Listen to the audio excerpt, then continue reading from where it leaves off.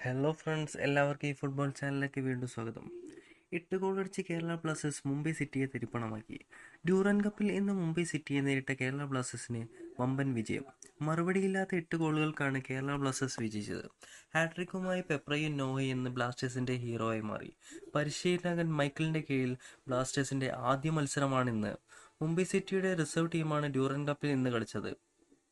കേരള ബ്ലാസ്റ്റേഴ്സിന്റെ ചരിത്രത്തിലെ ഏറ്റവും വലിയ വിജയമാണ് ഇത്. ഇന്ന് ആദ്യ പകുതി അവസാനിക്കുമ്പോൾ തന്നെ 3 ഗോളുകൾക്ക് മുന്നിലായിരുന്നു കേരള ബ്ലാസ്റ്റേഴ്സ്. മുംബൈ സിറ്റിക്കെതിരെ സമ്പൂർണ്ണ ആധിപത്യമാണ് ഇന്ന് കേരള ബ്ലാസ്റ്റേഴ്സ് പുലർത്തിയത്. തുടക്കം മുതൽ ആക്രമിച്ച കേരള ബ്ലാസ്റ്റേഴ്സ് 32-ാം മിനിറ്റിലാണ് ആദ്യ ഗോൾ നേടിയത്. കേരള ബ്ലാസ്റ്റേഴ്സിന്റെ പുതിയ സൈനിങ്ങായ നോവ സദോയ് ആണ് കേരള ബ്ലാസ്റ്റേഴ്സ് ലക്ഷ്യം കണ്ടത്. വിങ്ങിൽ നിന്ന് ഐബാൻ നൽകിയ ക്രോസിൽ നിന്നാണ് മനോഹരമായ വോളിയിലൂടെയായിരുന്നു നോഹയുടെ ഫിനിഷിംഗ്. ഇതിനുശേഷമുള്ള കേരള ബ്ലാസ്റ്റേഴ്സിന് ലീഡ് ഉയർത്താൻ അവസരം കിട്ടി.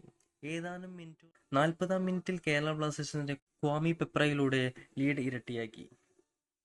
ക്യാപ്റ്റൻ അഡ്രിയാൻ ലൂണയുടെ അസിസ്റ്റായിരുന്നു ഈ ഗോൾ. ആദ്യ പകുതിയുടെ അവസാന മിനിറ്റിൽ പെപ്ര വീണ്ടും ഗോൾ നേടി. 3-0 ആയി.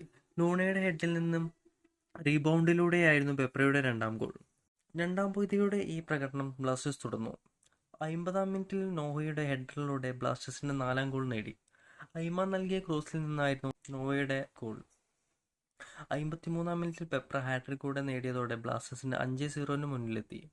76-ാം മിനിറ്റിൽ നോഹയും ബ്ലാസ്റ്റേഴ്സിന്റെ ഹാട്രിക് പൂർത്തിയാക്കി.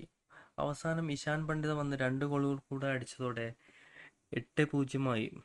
ഡ്യൂറൻ കപ്പിൽ തന്നെ ഏറ്റവും വലിയ മാർജിൻ വിജയമായിരുന്നു കേരള ബ്ലാസ്റ്റേഴ്സിന്റെ ഇന്നത്തെ മാച്ച്. ഇനി ഗ്രൂപ്പ് CFCയും പഞ്ചാബ് എഫ്സിയുമാണ് കേരള ബ്ലാസ്റ്റേഴ്സിന്റെ എതിരാളികൾ. അപ്പോൾ ചാനൽ സബ്സ്ക്രൈബ് ചെയ്യാത്തവർ ഒന്ന് സബ്സ്ക്രൈബ് ചെയ്യുക.